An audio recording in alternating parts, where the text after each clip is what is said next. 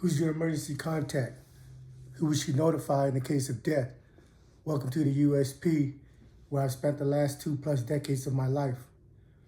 We're in bloody Beaumont. You know, like I tell you, stuff in there happens on almost a daily basis, you know. But sometimes you got dudes in there that think they can come in to a penitentiary and maybe slip through the crack, hide out. Maybe somebody won't know who they are. Maybe somebody won't find out who they are. But one thing everybody needs to understand, yes, there may be 20 penitentiaries across the United States of America, but everywhere you go, you're always going to run into somebody that knows you from another spot. And eventually, you might be able to slip through a couple weeks, a few months, whatever dirt you got on you, whoever you are, whatever you've done, it's eventually going to come out. And when it comes out, well, you're going to get punished. You know, on this particular day, me and my buddy Bullet from Kansas City, he's a little louse dude. And when I mean little, he's like 5'2", 5'1". He was on death row for 7 years. He beat the death row and ended up with a life sentence. He was in Marion. When they closed down Marion in 2007, he got put in Beaumont with me. And me and him, we became cool and we kicked it. And we're chopping it up on the second tier in front of our cell. You know, just talking about, I don't really remember the conversation, but in the middle of our conversation, downstairs in the corner, maybe about 113 or 112 or something, the door busts open, boom. And there's two Mexicans down there. One of them is Shorty from Texas MA, Minnesota. And I guess the other guy is from that same place too. But the other guy is bigger. He's about maybe 5'10". Shorty is literally like maybe 5'1", 5'2". I've done a lot of time with him. I was in Lompoc with him back in 2001. And we see him come out the cell.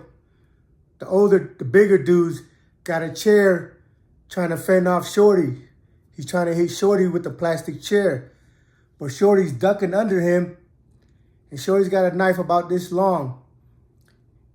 He's hitting him with the chair. The big dude's hitting Shorty with the chair, but Shorty ducks under and hits him. And from where we're watching, you can see the knife go in him like it was butter. Like his skin, his stomach didn't leave any resistance. Boom, Shorty hits him. Boom, Shorty hits him. Well, it turns out, while I was upstairs having a conversation, so was Shorty and this dude. They were in the cell discussing something or whatever, and that big dude turned out to be a rat. So when he turned out to be a rat, Shorty pulled out his knife and hit him. And at that time, that's when the guy bust out the door and grabbed a chair and was trying to fend off Shorty. Well, I'm looking down and I'm watching him. The guy's hitting Shorty with the chair, but Shorty just got his hand up like this and going underneath the chair and just hitting him in the stomach. Like butter, it's going in. So when they come out in the day room, all the other Texas MA sees it. They had Boy, Tiny.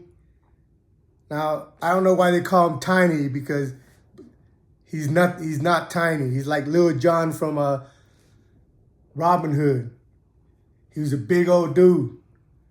Big old fat dude. So they ran over there and they hit him. Boom. He jumped on him and he got knocked down. While he's getting knocked down, Shorty's on top of him, stabbing him in the stomach. You know, about 4 or 5 times. And while they're stabbing him, Tiny runs over there and just boosts him in the head. Bah. After he boosts him in the head, Another Texas inmate comes and boots him in the head. And now all the commotion, everybody got up. They all back up, to give them space because it's none of their business. So they either go into their cell or just back up to their door and watch it from there. I'm on the second tier, haven't got a bird's eye view of the situation. After Shorty hit him about 4 or 5 times, when Shorty gets up to leave, another Texas inmate comes and hands him the knife. So the second Texas inmate runs over there and hits him 3 or 4 times. And while he's getting hit, stabbing in the stomach, the other Texas inmate are stomping out his head. Now, when that second person gets done stabbing him 3 or 4 times, he gets up to leave, and another inmate comes and he passes that same knife to him. And the third inmate comes over there and hits him 3 or 4 times. One dude got stabbed about 12 times by 3 different people with the same knife. And his head's getting stomped out. Why? Because he didn't stick to the code. Because he's a rat. But he knew he was a rat. But he came on the yard anyway, thinking that maybe no one would know who he is or what he's done. But in the penitentiary, there's no secrets. Maybe they ship you off to another state. Let's say you're from Utah, and they put you all the way out in Kentucky somewhere or Lewisburg somewhere, thinking that you might not know anybody or anybody over there might not know you. But even though we have 20 penitentiary, the system is small.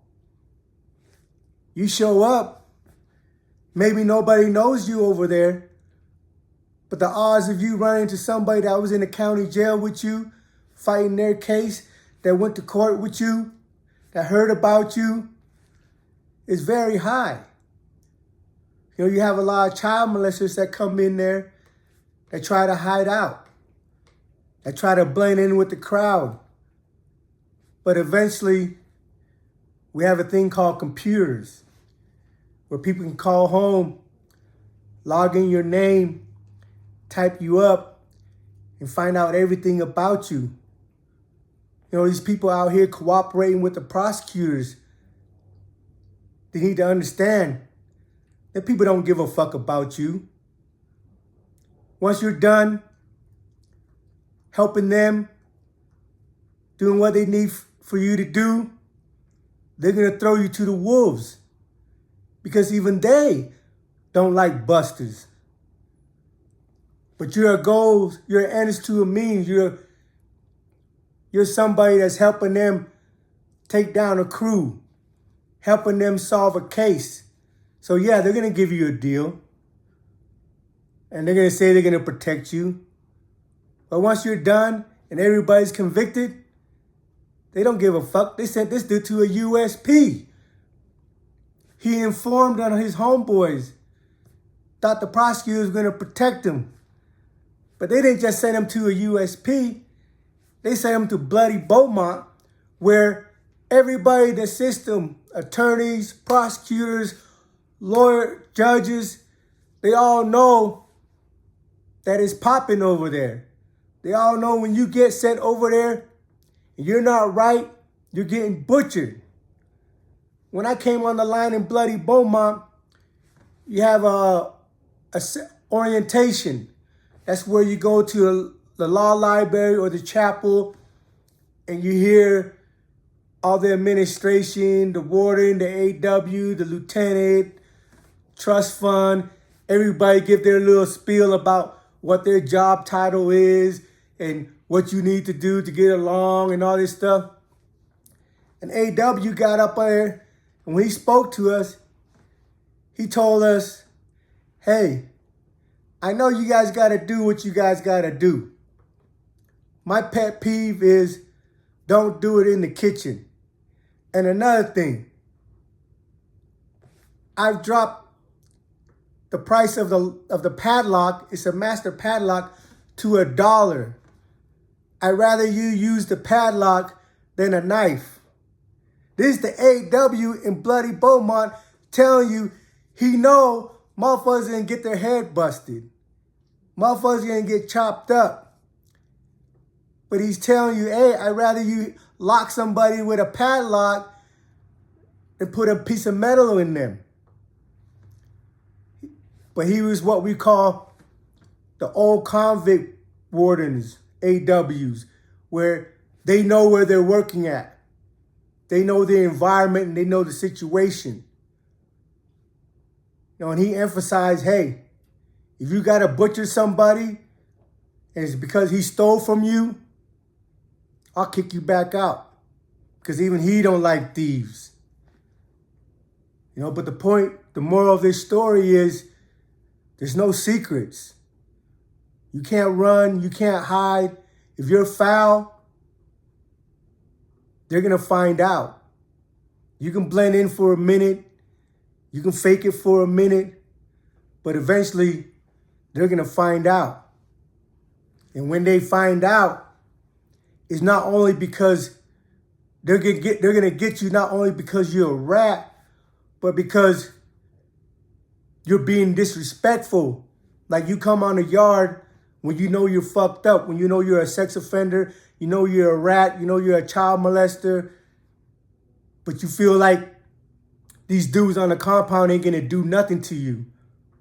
So the people on the compound, when they find out that you've been sitting here for 2 or 3 months and you're foul, they feel offended. Like, who the fuck you think we are? That we ain't gonna bust your head? And every single time, they get their head busted. Every single time. I want to thank everybody that's been supporting this channel. I want to thank you for the comment. If you enjoyed the things that I'm telling you, these stories are real life stories. There's nothing fabricated here. There's nothing exaggerated. And again, I want to emphasize that this is not an excuse to glorify violence. If anything, I hope it deters people, because it's all fun and games out here in the streets. After you go put in your work, or after you go do some scumbag shit to somebody, you can run. You can go back home. You can lock the door. You can go to another state. You can go to another city. When you're in a penitentiary, the words that are used most frequently is, excuse me, please, and thank you. It's not because people are scared or anything, but it's courteous. Everybody's extra polite in there because they understand if someone perceives that you're disrespecting them, that can get hairy really fast. Welcome to the USP. See you guys next time.